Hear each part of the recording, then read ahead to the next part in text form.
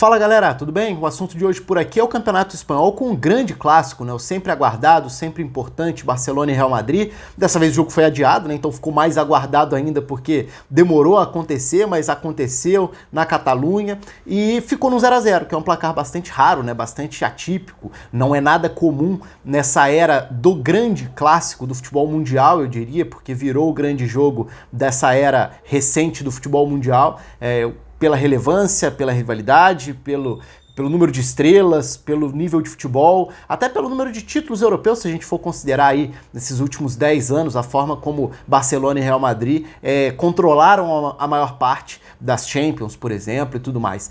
E fora era Messi, Cristiano Ronaldo, enfim, são tantos elementos, né? Sempre um clássico muito interessante. Claro, agora já sem o Cristiano Ronaldo do lado do Real Madrid, mas esse foi um clássico que não só pelo 0 a 0 chamou atenção por ser diferente, por não ter gol, mas eu diria que ele chamou muita atenção pela questão estratégica, e aí a gente entra no aspecto tático, principalmente do lado do Real Madrid, que foi melhor no jogo. É verdade que no fim das contas o resultado até poderia ter ido para qualquer um dos lados, né? O Barcelona criou chances claras, principalmente a partir do Messi, mas estrategicamente falando, o clássico foi interessante muito pelo que foi a estratégia do Zidane, muito pela forma como o Real Madrid jogou e pela forma como tirou completamente o conforto do Barcelona. Então deixo aqui o convite para você, se inscreva no canal se você ainda não se inscreveu, só clicar aqui embaixo, também já ativa o sininho, já deixa o comentário, já curte e tudo mais.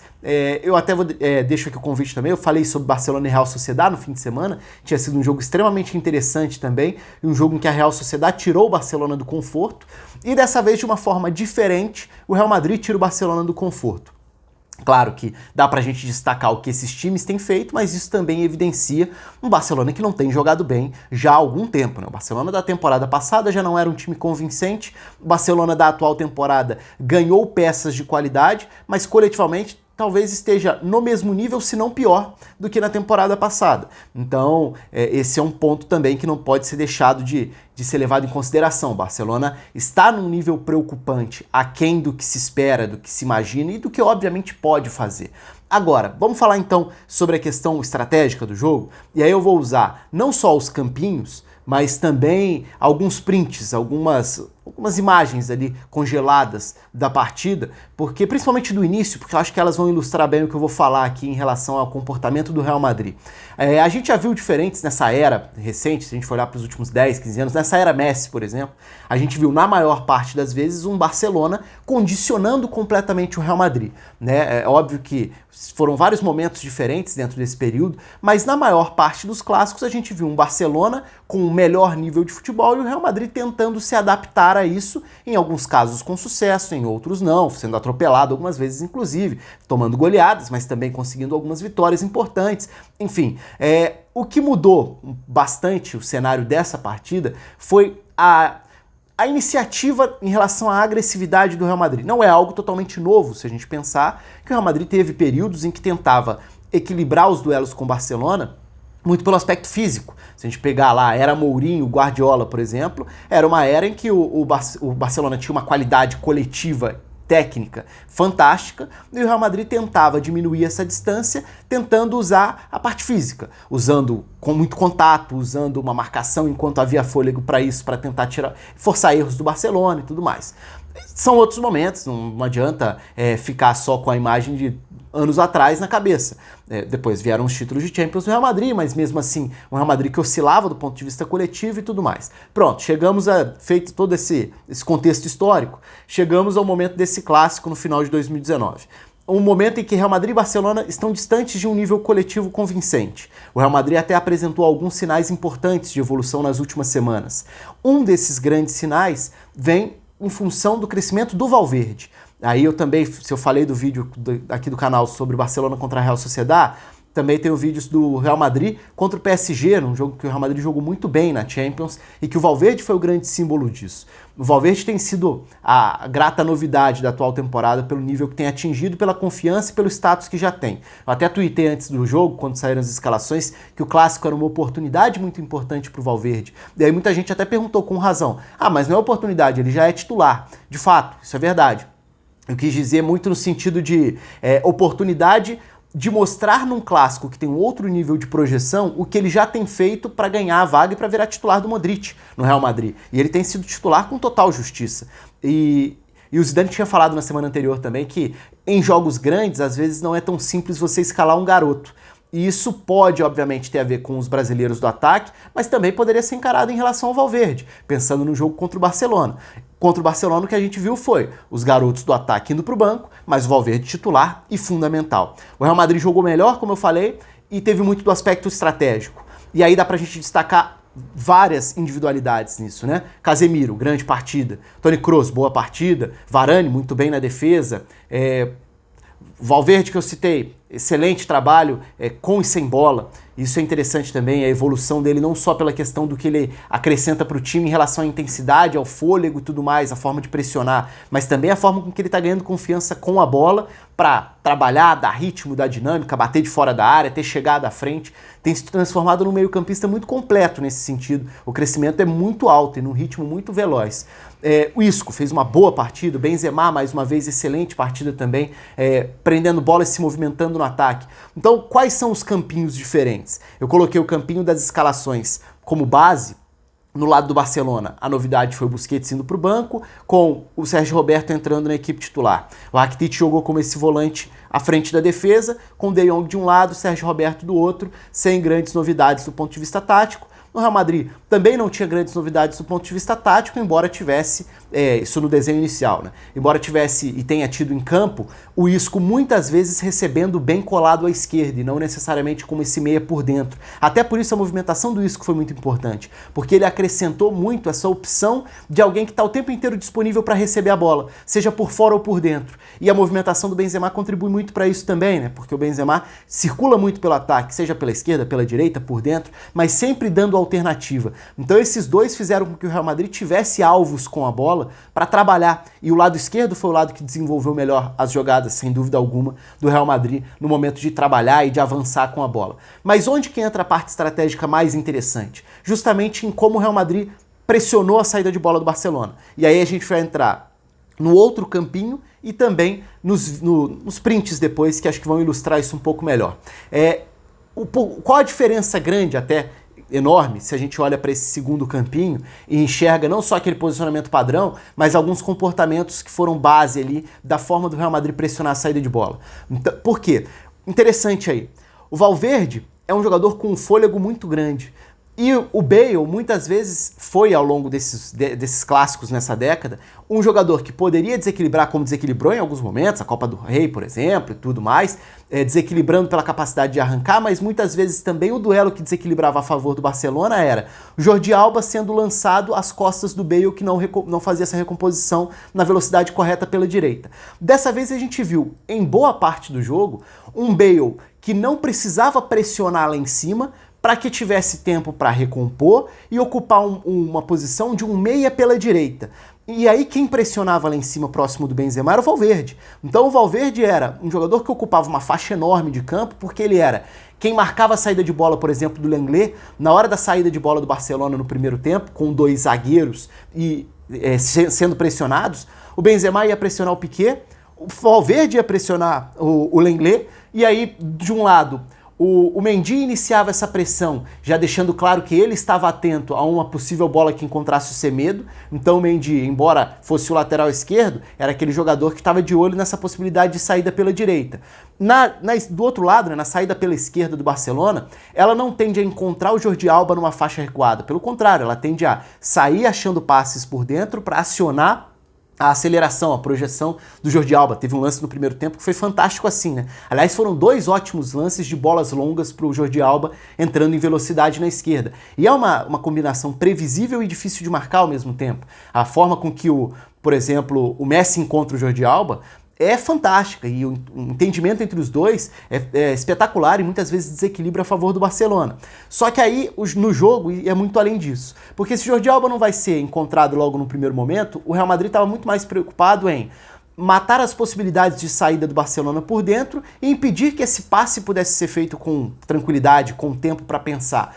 E para isso, se o Valverde subia para marcar o Lenglet, o Bale estava muitas vezes fechando essa opção de passe para o De Jong. Então ele já não precisava ir pressionar lá em cima e tendo que recompor. Se o Valverde subisse até o Lenglet, o Bale ajudava a cercar.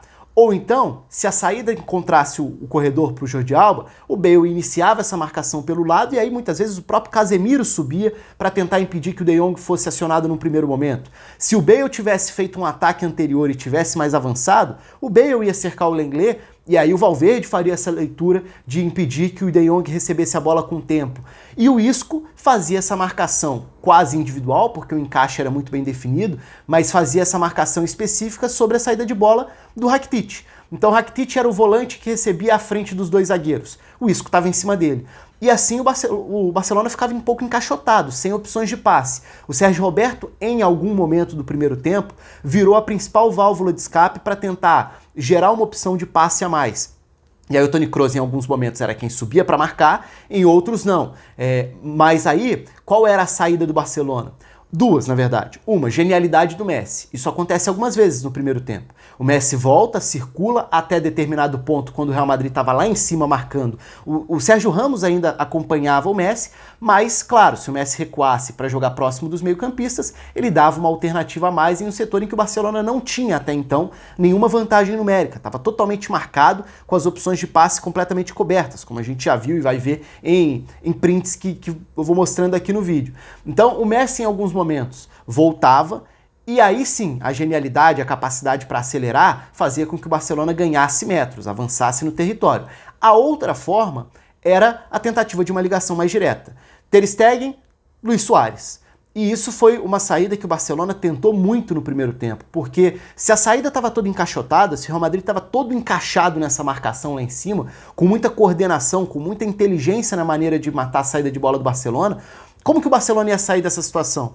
Muitas vezes buscando uma ligação mais direta. Ter Stegen e Suárez. Só que o Suárez fez uma partida ruim. O Suárez não conseguia dar sequência aos lances. O Suárez foi, na maior parte do tempo, superado pelo Varane, principalmente, que fez um bom jogo, que ganhou muitos desses duelos. No início do jogo, o Suárez voltando, em alguns momentos até achou uma oportunidade de receber essa bola mais direta do Ter Stegen, não necessariamente para disputar pelo alto, às vezes até por baixo mesmo, e aí de costas protege e dá sequência. Pronto, deu sequência. Até o Real Madrid conseguir recuar esse bloco inteiro que está avançado, o Barcelona ganha a chance de acelerar. Aí o Barcelona até encaixou algumas boas saídas de bola. Só que, na maior parte do tempo, isso não aconteceu. E aí o que a gente viu foi um Real Madrid que pressionava, um Barcelona que não achava saída, de certa forma se livrava da bola, o Real Madrid recuperava para tentar criar chances. Então, estrategicamente falando, foi um duelo interessante e de grande vantagem, de ampla vantagem do Real Madrid. E aí se a gente vai falar de quem foi melhor no jogo, quem funcionou melhor na partida, o Real Madrid. O Real Madrid conseguiu tirar completamente o Barcelona da zona de conforto, esteve muito mais próximo do que planejou como estratégia para o jogo e foi melhor, dominou a maior parte do jogo, ficou claramente mais confortável na maior parte do jogo. Só que nem por isso foi um Real Madrid que passou por cima do Barcelona. O Barcelona teve chances para vencer o jogo e muitas vezes a gente já viu ao longo de duelos nessa era também, jogos em que o Real Madrid consegue equilibrar ou às vezes até superar o Barcelona em momentos, mas que o Barcelona é muito clínico, né? Muito perfeito na hora de finalizar as chances que tem. E aí converte a chance que tem, pronto, muda completamente o cenário, vira um outro contexto, condiciona a sequência do jogo e aí fica mais confortável.